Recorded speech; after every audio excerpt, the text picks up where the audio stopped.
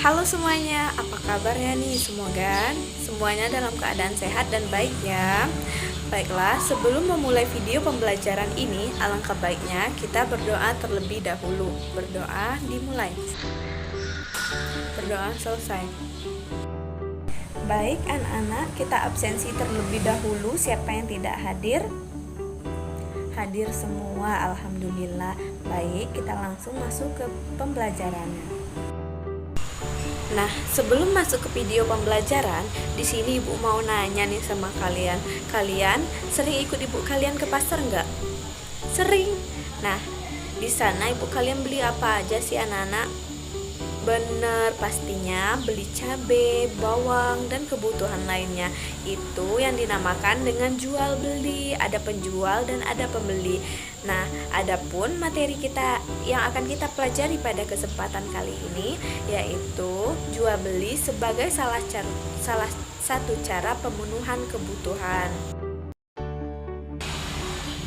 Nah, adapun tujuan pembelajaran kita pada kali ini yaitu yang pertama, melalui media pembelajaran video, peserta didik dapat mengingat ciri-ciri terjadinya jual beli dengan baik.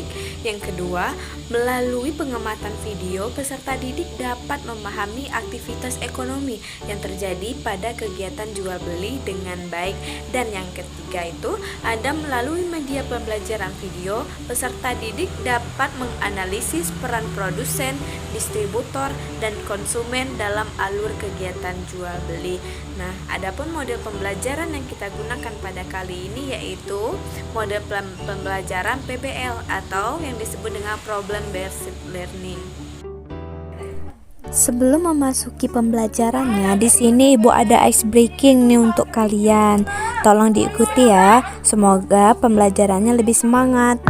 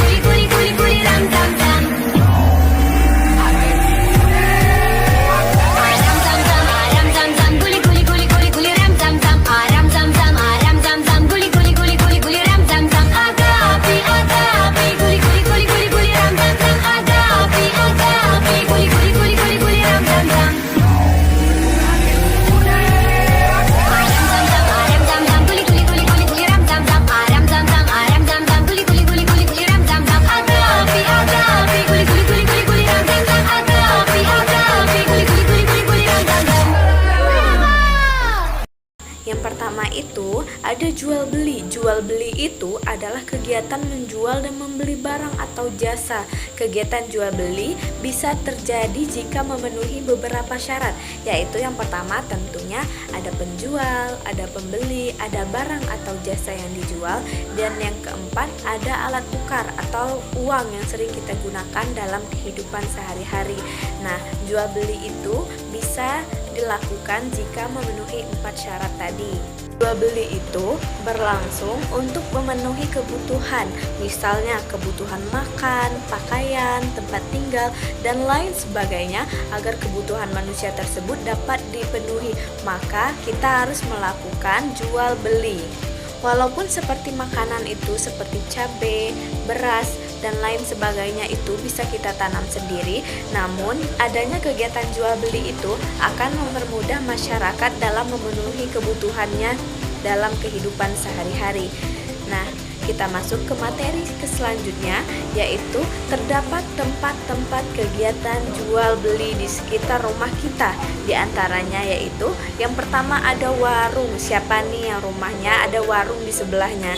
Nah, warung itu adalah kedai atau tempat untuk menjual barang untuk kebutuhan sehari-hari seperti makanan, minuman, dan lain sebagainya, tetapi dengan jumlah yang kecil. Warung itu biasanya dibangun menjadi satu dengan rumah. Nah, biasanya itu warung itu dibangun dengan satu rumah dan menjual barang-barang kecil untuk memenuhi kebutuhan sehari-hari. Yang kedua, ada toko. Toko adalah tempat untuk menjual barang kebutuhan sehari-hari dalam jumlah besar. Toko memiliki tempat yang lebih besar dan barang yang lebih banyak jika dibandingkan dengan warung tadi. Nah, besar dan barangnya juga lebih banyak. Ada tetapi toko ini hanya menjual alat-alat tertentu, seperti toko yang hanya menjual alat bangunan, seperti toko pakaian ataupun toko mainan, di mana di toko tersebut tidak menjual barang-barang lain. Misalnya di toko bangunan, maka dia hanya menjual alat-alat bangunan, tidak menjual pakaian ataupun minuman. Dan yang ketiga itu ada pasar. Pasar adalah tempat di mana orang berjualan dan membeli barang. Pasar itu dibedakan menjadi dua, yaitu yang pertama ada pasar tradisional dan pasar modern. Pasar tradisional itu adalah tempat yang dibangun dan dikelola oleh pemerintah daerah sekitar atau dikelola oleh swasta. Ada sistem tawar-menawar antara pembeli penjual di pasar tradisional. Nah, pasar tradisional ini adalah pasar di mana ibu sering tawar-menawar dengan penjual. Dan yang kedua ada pasar modern, sedangkan pasar modern itu tidak ada sistem tawar-menawar dan kegiatan jual belinya. Pasar modern menerapkan bayaran sesuai dengan harga yang dicantumkan seperti swalayan, mall maupun lain sebagainya. Dan pasar modern ini biasanya lebih mahal daripada pasar tradisional.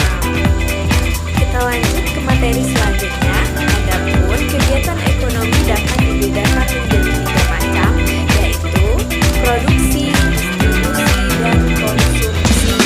Produksi itu adalah kegiatan yang menghasilkan barang atau jasa. Orang atau kelompok yang melakukan kegiatan produksi itu disebut dengan produsen. Beberapa contoh kegiatan produksi adalah seperti nelayan yang menangkapkan ikan, seperti petani yang menghasilkan beras maupun sayuran. Itu dinamakan produksi, yaitu menghasilkan suatu barang atau jasa. Dan yang kedua tadi ada distribusi. Distribusi ini adalah kegiatan penyaluran barang atau jasa dari produsen ke konsumen. Barang atau jasa yang dihasilkan produsen dapat sampai ke pihak yang membutuhkan karena adanya distribusi. Orang yang melakukan kegiatan distribusi itu disebut juga dengan distributor. Dari produsen, barang tidak langsung disalurkan kepada konsumen. Barang disalurkan melalui tahapan dan lembaga distributor, yaitu agen perdagangan besar seperti grosir, atau kemudian sampai ke pedagang eceran. Contoh kegiatan distribusi adalah pengusaha yang memproduksi alat tulis dan mengirim alat tulis ke toko-toko kecil untuk dijual seperti swalayan, warung, dan lain sebagainya. Ketiga itu ada konsumsi. Konsumsi itu adalah kegiatan menggunakan barang atau jasa untuk memenuhi kebutuhan seseorang. Orang yang melakukan kegiatan konsumsi disebut dengan konsumen. Contoh kegiatan konsumsi adalah makan, memakai pakaian, menggunakan kendaraan, menggunakan jasa orang lain, dan lain sebagainya. Adapun tujuan dari kegiatan ekonomi adalah yang pertama untuk memenuhi kebutuhan manusia dengan manfaat sumber daya, yang kedua untuk membantu sesama manusia, yang ketiga untuk meningkatkan jumlah produksi, yang keempat untuk mencari keuntungan atau laba.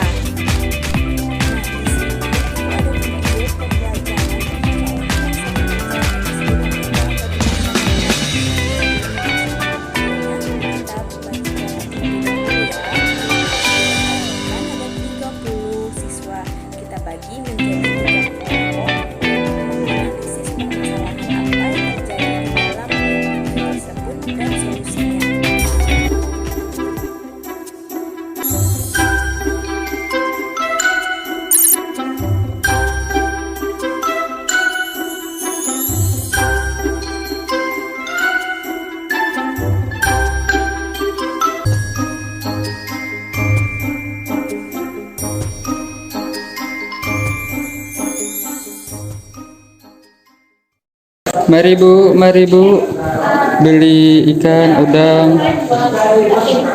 Mari Bu, merapat. Ikannya berapa 1 kilo, Bang? Ikan nilainya 40.000 aja, udang 80, nilainya 45 saja. Yang mana? Mahal amat, Bang. Gak kurang. Nggak bisa Kak. Modal saya mana? Ini kan asli laut. Serius deh. Masih seger. Ya udah, kalau begitu saya nggak jadi beli di sini. Lah. Kenapa nggak jadi? Saya loh udah capek jelasin. Beli dong. Kurangin berarti. Ikan nila 20 sekilo ya? Ya?